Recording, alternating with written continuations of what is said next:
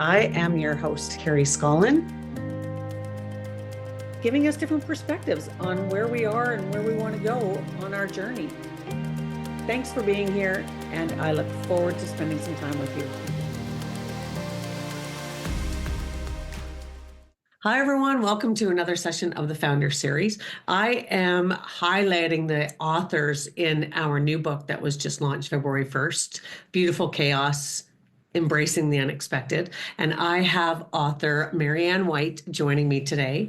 And Marianne, welcome. Welcome to the show. I can't wait to dive into this chapter that you provided for Volume 2. So thank you for being here. Yeah, thank you for having me. I'm very excited to get into it. Good. Me too. Okay, so why don't we start with the name of your chapter and the reason that you decided to do Volume 2 with us again.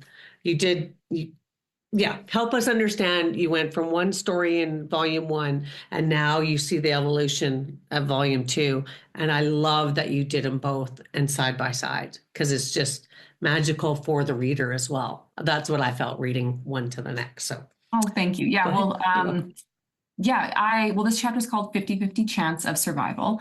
My first chapter that I wrote was mainly focused on going through a divorce. That was very traumatizing. That was very hard decision to make for me and my two very young kids at the time. They were 4 and 2, and I had to move out of my home. I moved in with my parents, and I got into a condo, and just my journey and my the struggles that I went through in that time. Whereas this chapter, the first one was hard for me to write. It was emotional. It was raw. I cried a lot when I wrote it.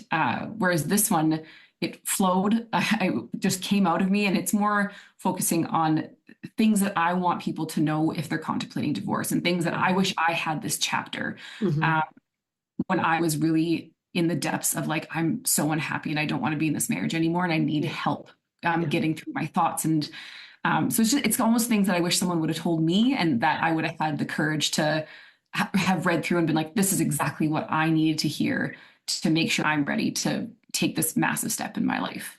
And I really appreciate you doing that, because I mean, the 50-50 chance, you go in and you talk about some stats in there of marriage, and it's hard.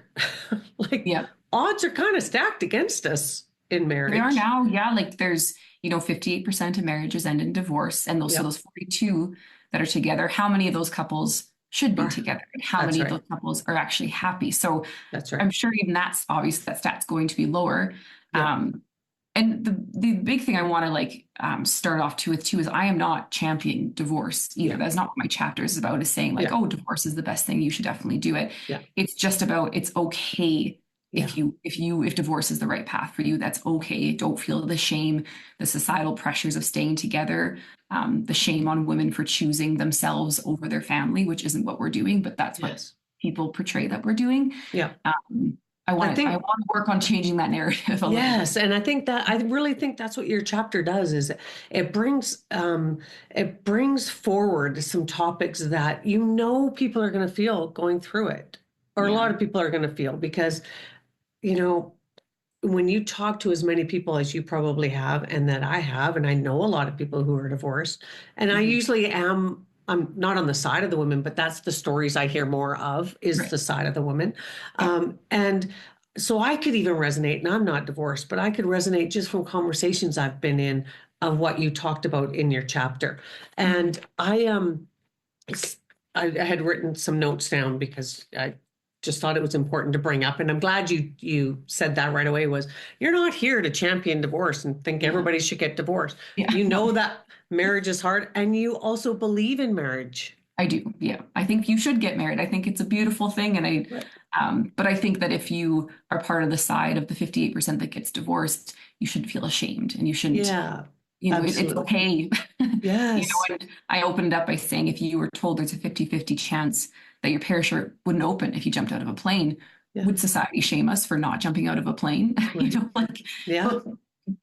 all take a chance. We all take such a huge chance. It's a massive risk, and it's so beautiful when it works out. And I even say now, because I'm in a very loving partnership now, and I said I didn't get it right the first time, but that's okay. It's okay. I didn't get it right the first time. And usually love. There's more chances at my That's life, and I don't want to be defined by like, oh, well, I got divorced. It's like, well, yeah, yeah, it's yeah, yeah. And 58% of the world with me. that's right. And look, and I mean, most people look at what they got out of that first marriage, and a lot of times it is children that Yeah, you're like, right. thank God that that Yeah, happened because look what I have from that. So exactly. there's so many different ways of looking at it, perspectives, and everybody has a different experience of Yeah, their own when they go through divorce. I know that's right. that you, for you, it was, uh, I'm going to say, an act of courage to make that final decision when it Mhm, wasn't just about you. I think mhm. that's the other part that I liked about the differences in your two chapters was you, it was, it may have been harder for you to write that first volume because it wasn't just about you, That's right. right? You've got other people involved in that story when it is divorce, but this one is like this is about you, Yeah, and this is about your perspective and what you found from it and the lessons that you learned, and that's what you're hoping to pass on to anybody else who may be in that situation that you were in, or here's some heads up, yeah, like yeah, this is how I exactly. felt. Yeah, Yeah, and yeah. so it's almost like a mini self-help, or not even self-help, it's encouragement or support Yes. to know that they aren't alone, Yeah, right? yeah. And you said that there's so much stigma around it. The odds are, you know, the odds of actually staying happily married are slim. I mean, we'll Hmm. just put that out there. But Yeah. you did have the courage to change, and go in a different direction. And I know that sometimes we gain a lot of that strength from our children when we're knowing we're doing what we think is the best for them as well. Helps with the strength that we have, It right? does, and it's so hard. And I think it's naturally easier for moms to be selfless for our kids. Like we really do. It feels so natural biologically. I think we are selfless for our kids. Right. So And for there's me, I survival. always struggled with putting them first through everything. And Right. in my chapter, I do touch on maintaining a healthy co-parenting relationship Yes. with my ex is a priority to me. This Yeah. isn't like we're vacationing together. We aren't friends. We don't Right. do, family dinners. And that's fine if that's what people have done and it Yeah. works for them. Yeah. I don't knock that. That's not where I'm at, and that's never where I will be. Yeah. Um, but still the focusing and the work that I put into myself to Hmm. maintain that relationship is constant and it's active because that doesn't come naturally to me. Right. You That's, obviously, when you break up with someone, you'd rather just be like, okay, see you yeah. later, Yeah. never again. And this isn't what we have to go through. So I work hard on my co-parenting relationship. Yeah.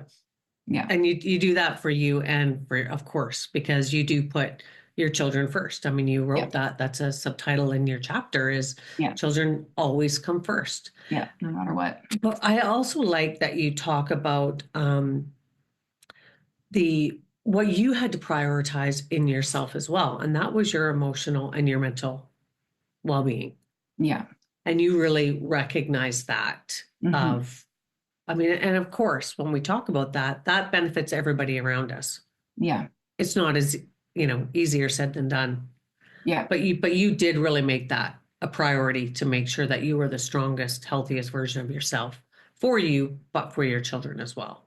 That's right. And wasn't me just like going to a therapist and being okay. That was Yeah. me um, going to 4 different therapists till I found one that actually like connected with me. And that Great took a point. couple of years. That wasn't right Mm-hmm. away.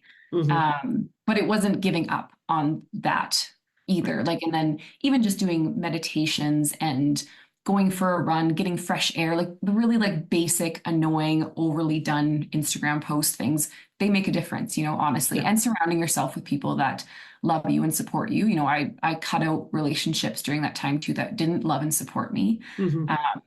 Because I couldn't deal with the negativity Yeah. when I was going through such a negative time. Yeah. And something I think I touched on even both chapters, and I do believe so much about it, is that it's nobody else's business why you're getting Yes. divorced. And a lot of us feel like we need to justify it. There needs to be a punch list. We need to hand that out to every single person. Yeah. If people that are in your life love you and support you, and they're in your corner, you don't need to explain yourself to them. Yes. You I know? that was I read that line in there. Actually, I wrote that one down. It was Did like, you? Yeah. you don't owe anyone an explanation. Yeah. And this doesn't just I think that's what I kind of liked. It was like, okay, I know that your premise that you wrote about was your divorce and what you went and the growth that you went through during it, and that it really was the best decision for you, for your boys. I mean, all around, it Yeah. was exactly in your mind what you needed to do. And Yeah. where you are now because of that choice is far from where you probably thought you might be while you were still in it. But Yeah. so much of what you talked about is also could also be related to many other decisions that people are making, Yeah. right? It's not necessarily just divorce. Like when I saw some of the things that you talked about, those are life lessons, Right. right? Not I mean, and you can put it into whatever situation that you're in right now. Hmm. Even if you're in a very happy marriage, your mental and emotional um, well-being is huge. Like Yeah. those are priorities that we could be making, or I'm not going to use the word should, but it is a very important piece just for being a member of society and what we're contributing. We've Hmm. got to make ourselves a priority. Hmm. And that your first chapter was called Being a Little Bit Selfish, or being okay Yeah. with being a little bit selfish. Yeah. And Hmm. that's carried on because it's so true. We Yeah. need to take that on. You talking about this in the book though, and I've said it's going to have an effect on the people who decide to take from the book and have a conversation about it. I Yeah. know one of the myths that I really, when I read your chapter, I've heard it said so many times, and you talk about the broken home, and that is something that you really want to basically bring to the forefront that is wrong. It Yeah. really is. It's just not a phrase that should ever be used when it comes to divorce in your situation and what that stigma is put on your children from being from a broken home, like people That's like to right. say. Yeah. And so, can you talk a little bit about that? Because I think it's really important for people to get that message from. Yeah, like for me, that was kind of the first thought that I had when I was thinking what I wanted to write about with this chapter. And the first thing I was like is like the broken home thing. I need to address this whole broken home. Yeah. It was something that was really heavily mentally on my mind when I was in my marriage, and I know even just having conversation with people, it's like, well, you have a broken home. It's better to stay together. And we all believe that narrative for a certain amount of time, but Mm, then eventually for people who are divorced and who have had such a good outcome of it, we all know that it's like, no, actually, that was the right thing for me. But yeah. the broken home mentality, it's hard, it hurts, and it's not Mhm. you that's broken. You feel like you're breaking your kids, and Right. we don't ever want to do anything to break our kids. And so to have that narrative surrounding divorce is so unfair because the reason we get divorced is because our home is broken and we're Right. trying to fix it. And Right. so when you make that step and you make that change in your life, it's like you have now fixed your broken home. Yes, Mhm. you can do this while still in your marriage, but nobody gets divorced because their home is in good condition. Yeah. No. So Yes. um, So I true. really just wanted to talk a little bit about that in this chapter and jumpstart the chapter with, talking about how stop telling people that their home is broken when it's Yeah. fixed after they've gotten divorced. Yeah. Um, it's unfair that in media and in movies, the damaged kids, the ones that come from the divorced home and that have the two Christmases, and that, they really throw around how unfair that is for kids when it's like being in a very unhealthy, toxic marriage is unhealthy for kids. That's what's Right. bad for the kids. Yeah. And yes, of course, everyone who gets married wants to have the fairy tale ending where you have one Christmas and one birthday. Of course, I want that for my Yeah. kids. It's not meant for me though. That was Yeah. never meant for my life and for my children's lives. Hmm. Of Hmm. course, I didn't want that for them, but that wasn't in our cards for Right. this time. That's right. And Yeah. I didn't get it right this first time around. It is what it is. But my life is so far from broken, and my kids' lives are Yeah. so far from being broken. Yeah. Yeah. And I mean, the only way that things are going to change when it comes to those narratives are talking about it. Yeah. And for those who may have used that term before or thrown it out there, it's not taken lightly by the people that are Mhm. going through it. And so No. to me, that's an awareness piece. And Yeah. and that's what you're doing with a lot of your chapter. in my opinion, is just bringing forth some of the things that you dealt with.